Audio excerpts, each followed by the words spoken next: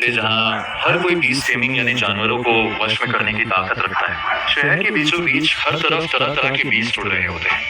हमारा main character सोचता है कि यार मैं एक रीइंकार्नेटेड पर्सन हूँ, तो मुझे कम से कम एसएसएस ग्रेड का कोई धांसू बीस्ट बनेगा। लेकिन भाई किस्मत तो देखो, इसकी तो शुरुआत ही एकदम घटिया होती है। ये पैदा होता है एक झुग्गी झोपड़ी यानी स्लम एरिया में, ऊपर से इसके सिर पर 30 लाख का कर्ज होता है और जब बीस्ट जगाने की बारी आती है तो इसे मिलता है एक एफ ग्रेड का सड़ा हुआ मच्छर। उत्तरी इलाके के स्लम की अंधी और सुनसान गली में हमारे हीरो को किसी फटे हुए बोरे की तरह लात मारकर फेंक दिया जाता है। उसकी पीठ जोर से काई जमी हुई दीवार से टकराती है और इतनी तेज दर्द होता है कि उसके मुंह से चीख तक नहीं निकल पाती। वो बस अपना मुंह फाड़े कर रहता रह जाता है। उसके सामने खड़ा होता है एक गंजा तगड़ा गुंडा, जिसके हाथ में एक लोहे का बेसबॉल बैट होता है जिससे खून टपक रहा होता है। उस गंजे के पीछे आधे इंसान के कद का एक भयानक जंगली सुअर आयरन स्किन वाइट बॉल खड़ा होता है, जिसकी लाल लाल आंखें हमारे हीरो को घूर रही होती हैं। ये कोई और नहीं बल्कि स्लम के अंडरग्राउंड बैंक का सबसे खतरनाक गुंडा झाओ वो है। और हमारा हीरो वो बस एक 18 साल का अनाथ लड़का है जिसके माँ बाप मर चुके हैं और सिर पर भारी कर्ज है। झाओ वो आगे बढ़ता है और हीरो की कलाई को अपने पैरों से बेरहमी से कुचलने लगता है। वो कहता है आज तुम्हारा रेटिंग डे था ना, पूरे शहर में खबर फैल गई है कि हमारे मास्टर वांग पूरे आधे घंटे तक स्टेज पर खड़े रहे, लेकिन उस अंडे से कुछ नहीं निकला। वो तो एक मरा हुआ अंडा निकला। हीरो कीचड़ में पड़ा रहता है और अपने दांत नीचे झाओ को घूरता है। झाओ वो चिढ़ जाता है और अपना बैट हवा में उठाता है। जब पैसे नहीं है और अंडा भी बेकार है तो तेरी ये जान ब्लैक मार्केट में बेचकर कुछ तो वसूल करना पड़ेगा। उसी पल वो सुअर हीरो की तरफ दौड़ता है, लेकिन तभी हीरो की जेब से वो ग्रे रंग का अंडा गिर जाता है। झाओ का बैट हीरो के सिर को छूकर निकलता है और खून की कुछ बूंदें सीधे उस अंडे पर गिर जाती हैं। वो खून अंडे के अंदर ऐसे सोख जाता है जैसे स्पंज पानी को सूखता है। अचानक हीरो के दिमाग में एक रोबोटिक आवाज गूंजती है, डीएनए मैच हो गया है, होस्ट की जान खतरे में है, सिस्टम को जबरदस्ती चालू किया जा रहा है। वो मरा हुआ अंडा अचानक लाल रोशनी से चमकने लगता है। झाओ को कुछ समझ नहीं आता। वो सुअर को हमला करने का इशारा करता है। सुअर के नुकीले दांत हीरो के पेट से बस आधा मीटर दूर होते हैं कि तभी वो अंडा पूरी तरह टूट जाता है।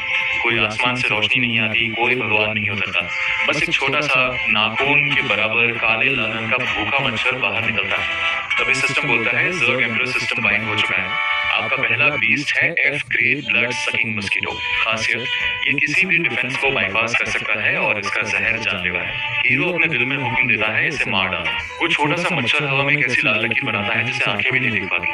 वो सुअर की सख्त चमड़ी पर हमला करने के बजाय सीधे उसके कान के छेद के अंदर घुस जाता है। दौड़ता हुआ वो भारी भरकम सुअर अचानक एकदम रुक जाता है। उसकी आंखों में खौफ छा जाता है। वो बादलों की तरह अपना सिर हिलाता है और दर्द से चीखने लगता है। झाओ वो घबरा जाता है और अपने बीज को शांत करने की कोशिश करता है, लेकिन उसे सिर्फ अपने बीज के दिमाग के फटने का एहसास होता है। सिर्फ 3 सेकंड के अंदर वो चट्टान जैसा सुअर मुंह से काला खून फेंकता है और जमीन पर ढह जाता है।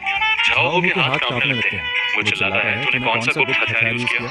हीरो मुस्कुराता है और अपनी उंगली उठाता है जिस पर वो छोटा सा मच्छर आकर बैठ जाता है। हीरो कहता है इसका नाम मिंग है, ये मेरा बीज है। झाओ को यकीन नहीं होता, एक एफ ग्रेड का मच्छर मेरे सुअर को कैसे मार सकता है? हीरो ठंडी आवाज में कहता है क्योंकि तू बेवकूफ है, अगर दिमाग के अंदर एक सुई भी घुस जाए तो ड्रैगन भी मर जाता है। तभी सिस्टम की आवाज आती है कि सुअर को मारने पर 50 एवोल्यूशन पॉइंट्स मिले, लेकिन हीरो को गहरी चोटें आई हैं और मच्छर को खून की जरूरत है। हीरो झाओ की तरफ देखता है और कहता है जब आ ही गए हो तो जाओ मत, मेरे मच्छर का पेट अभी नहीं भरा। झाओ वो डर के मारे पागलों की तरफ बैक घुमाता है, लेकिन हीरो बस एक चुटकी बजाता है। झाओ का हाथ हवा में ही रुक जाता है। उसे अपने गले पर कुछ ठंडा महसूस होता है और उसका पूरा शरीर सुन्न हो जाता है। उसका दम घुटने लगता है, बैग हाथ से गिर जाता है और सिर्फ 10 सेकंड में उसका पूरा शरीर सूख कर एक कंकाल बन जाता है। हीरो को और पॉइंट्स मिलते हैं। वो अपनी उंगली पर बैठे उस लाल चमकते मच्छर को देखकर डरता नहीं बल्कि पागलों की तरह हंसने लगता है। उसे समझ आ जाता है कि यही असली ताकत है। वो कहता है अगर मैं ऐसे ही मारता रहा तो एक दिन दुनिया के बड़े बड़े ड्रैगन भी मेरे सामने घुटने टेकेंगे। अगले दिन यानशु बीस्ट ट्रेनिंग अकेडमी के सामने महंगी महंगी गाड़ियां खड़ी होती हैं। अमीर बच्चे अपने शानदार बीस्ट के साथ घूम रहे होते हैं। हमारा हीरो वहाँ एक पुरानी साइकिल से पहुंचता है। तभी वहाँ एक मोटा लड़का यूकियान आता है जो वहाँ के सबसे बड़े अमीरजादे की यूकियान का चमचा है। वो हीरो का मजाक उड़ाते हुए कहता है अरे देखो ये हमारा फेलियर जीनियस आया है जिसने कल एक मरे हुए अंडे को जगाया। सब हंसने लगते हैं। हीरो चुपचाप अपनी साइकिल लॉक करता है। वो जानता है इस दुनिया में इज्जत छीन कर ली जाती है, मांग कर नहीं। लेकिन वो स्कूल के गेट पर लफड़ा नहीं करना चाहता क्योंकि वहाँ रूल्स बहुत सख्त हैं। लियू कियांग अपने सी ग्रेड के गोरिल्ला बीस्ट को आगे कर देता है और कहता है अगर स्कूल के अंदर जाना है तो मेरे इस बीस्ट के पैरों के बीच से निकल कर जा। सब जोर जोर से हंसने लगते हैं। हीरो की उंगली होती है। उसका मच्छर उसके आस्तीन के अंदर छिपा बैठा होता है और अपने मालिक का गुस्सा भाप कर तैयार हो जाता है। हीरो हिसाब लगा रहा होता है कि इस गोरिल्ला की आंखें फोड़ने में 3 सेकंड लगेंगे या पैर काटने में 5 सेकंड। तभी पीछे से एक घमंडी आवाज आती है, लियो qiang, रास्ता छोड़ो, मेरा रास्ता खड़ा मत करो। सब शांत हो जाते हैं। एक उड़ने वाली आलिशान कार श्री याओ टियान उतरता है, जिसके कंधे पर एक एस गिरा होता है। लियो qiang तुरंत अपनी पूंछ हिलाने लगता है। अरे ली भाई, मैं तो बस इस कचरे को सबक सिखा रहा था। ली याओटियान घमंड से कहता है, क्या एक शेर कभी सड़क के कुत्तों पर ध्यान देता है? आज हमारा ट्रायल डे है, इस जैसे बेकार इंसान पर अपनी एनर्जी वेस्ट मत करो। वो हीरो के पास से ऐसे गुजर जाता है जैसे कुत्ता, बेटा जब तेरे इस ड्रैगन का खून ने मच्छर चूस कर उसे सुखा देगा ना, तब देखना तेरा ये घमंड कहा जाता है। दोपहर को सब बच्चे स्कूल के पीछे वाले जंगली इलाके यानी ट्रायल एरिया में जाते हैं, जहाँ छोटे मोटे जंगली जानवर होते हैं। सब बच्चे ग्रुप बनाकर जाते हैं, लेकिन हमारा हीरो अकेले ही अपने मच्छर की फौज बढ़ाना वो सिस्टम खोलता है। अभी उसके पास 60 पॉइंट्स हैं और एक नई टीम बनाने के लिए 100 पॉइंट्स चाहिए। हीरो अपने मच्छर मिंघे को बाहर निकालता है और सामने झाड़ियों में एक तेज दौड़ने वाले खरगोश विंड रनिंग रैबिट की तरफ इशारा करता है। आम बच्चों के लिए इस खरगोश को पकड़ना बहुत मुश्किल होता है, क्योंकि ये बहुत तेज भागता है, लेकिन हमारे मच्छर की आंखों से ये बच नहीं पाता। एक लाल रोशनी चमकती है, मच्छर खरगोश की गर्दन पर डंक मारता है और अपना जहर छोड़ देता है। आधे मिनट में वो खरगोश जमीन पर गिर जाता है। हीरो को 2 पॉइंट्स मिलते हैं। वो सोचता है कि यार एक एक करके मारूंगा तो बहुत टाइम लग जाएगा। तभी सिस्टम उसे बताता है कि वो 50 पॉइंट्स खर्च करके स्प्लिट यानी खुद को बांटने का फीचर ऑन कर सकता है। हीरो तुरंत उसे चालू कर देता है। खरगोश की लाश पर बैठा वो मच्छर कांपने लगता है और उसके पेट से 10 छोटे छोटे लाल अंडे निकलते हैं, जो हवा के संपर्क में आते ही तुरंत फूट जाते हैं। अब हीरो के पास 10 नए सैनिक मच्छर आ जाते हैं। भले ही वो पहले वाले जितने ताकतवर नहीं है, पर उनकी तादाद बहुत है। हीरो हाथ हवा में लहराता है, जाओ इस जंगल के हर एक जिंदा जीव को चूस कर सुखा दो। वो 11 मच्छर किसी फाइटर जेट की तरह जंगल में फैल जाते हैं।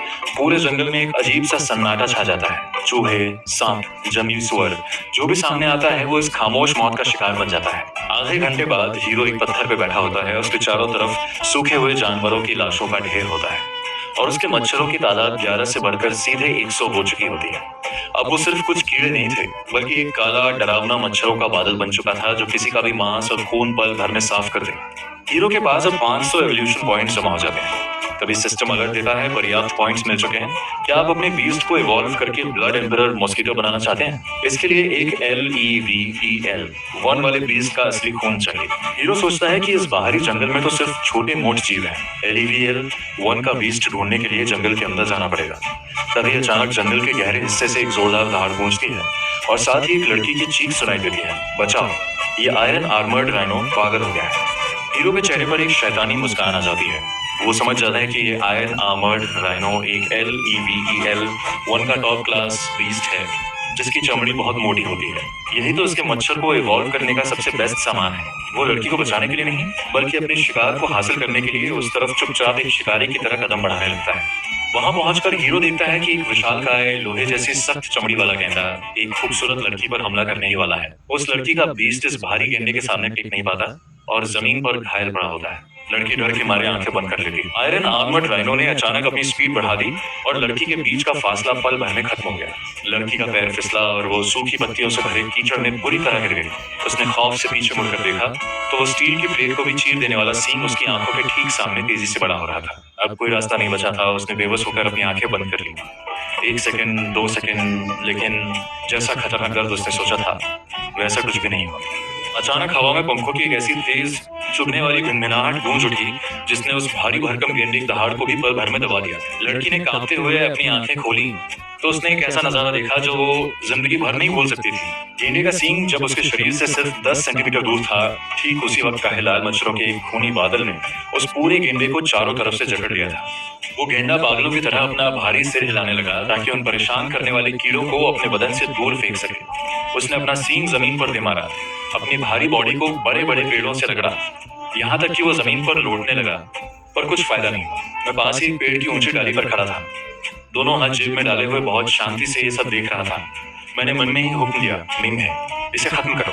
तभी सिस्टम ने अलर्ट दिया कि हाई फ्रीक्वेंसी विंग्स वाइब्रेशन से इंफ्रासाउंड वेव जनरेट हुई है, जिसने दुश्मन के अंदरूनी अंगों को पूरी तरह हिलाकर रख दिया है। साथ ही ब्लड क्रिस्टल आर्मर अनलॉक हो गया है, जिससे अब ये नॉर्मल आग और फिजिकल अटैक को आसानी से झेल सकता है। सबसे धांसू बात यह हुई कि यूनिटी ऑरा स्किल मिलने से अब लोअर लेवल इंसेक्ट्स को कंट्रोल करने की लिमिट बढ़कर पूरी 1000 तक पहुंच गई है। बहुत बढ़िया।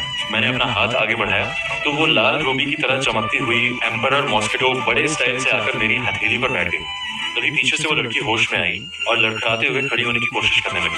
वो मेरी पीठ को घूर रही थी और उसकी आंखों में अजीब सा शौक और अविश्वास था। उसने घबराते हुए पूछा, वांग बातियां, क्या ये सच में तुम हो? उसने मेरी वो पुरानी स्कूल यूनिफॉर्म पहचान ली थी और उस लड़के को भी, जो पूरे स्कूल में सबसे बड़ा फेलियर माना जाता था।